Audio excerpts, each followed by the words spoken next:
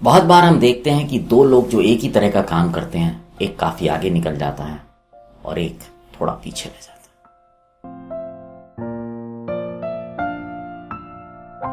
नमस्कार, मैं विशाल गुप्ता आज आपको सुनाने जा रहा हूं काफी पुराने समय के जमाने की एक कहानी, जहां पर एक राजा था और उस राजा को किसी ने दो बहुत ही अच्छी नस्ल के खूबसूरत बाज गिफ्ट दिए। उन बाजों को देखकर राजा बहुत खुश हुआ और उसने उनकी देखभाल के लिए एक आदमी को नियुक्त किया। धीरे धीरे समय बीतने लगा, बाज बड़े होने लगे। एक दिन जब राजा ने उन बाजों को देखा तो वो और शानदार हो गए थे, बड़े हो गए थे। वो देखकर बहुत खुश हुआ और उसने उस व्यक्ति से बोला कि मैं चाहता हूं कि देखूं ये कितना ऊंचा उड़ सकते हैं। जो व्यक्ति बाजों का ध्यान रखता था उसने बाजों को उड़ने का इशारा किया।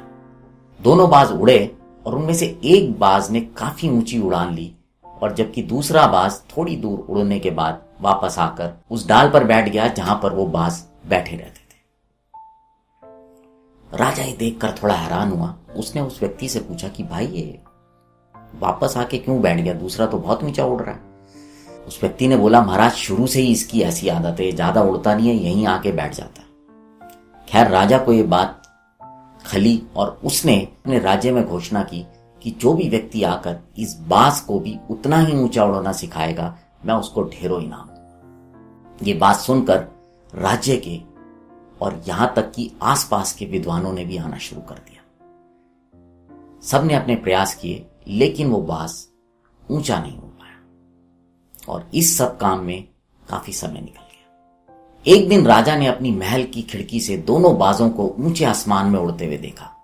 यह देखकर वो हैरान हो गया और उसे अपनी आंखों पर विश्वास नहीं हुआ। वो तुरंत उस व्यक्ति के पास गया और उसको जाके बोला कि ये करिश्मा किसने किया। तभी वहां पर एक मजदूर था जो हाथ जोड़ के खड़ा हो गया। उसे लगा कि उससे शायद कोई गलती हो गई।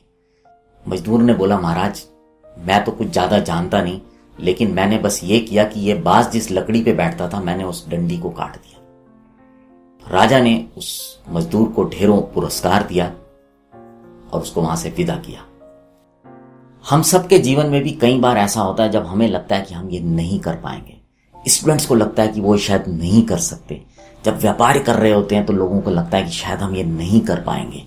ऐसे ही बहुत बार नौकरी जो लोग करते हैं उन्हें लगता है कि हम इसको अचीव नहीं कर सकते। बहुत सारे लोग जो भक्ति मार्ग पे जाना चाहते हैं उन्हें भी कई बार ऐसा लगता है कि हम ये नहीं कर पाएंगे। कहीं ना कहीं उस बाज की तरह हम भी किसी जगह पर कंफर्ट जोन में बैठ जाते हैं। हमें भी जरूरत है किसी मजदूर की जो आकर उस लकड़ी को काट सके। आप भी अपने कंफर्ट जोन से बाहर निकलिए, अपनी क्षमता को पहचानिए।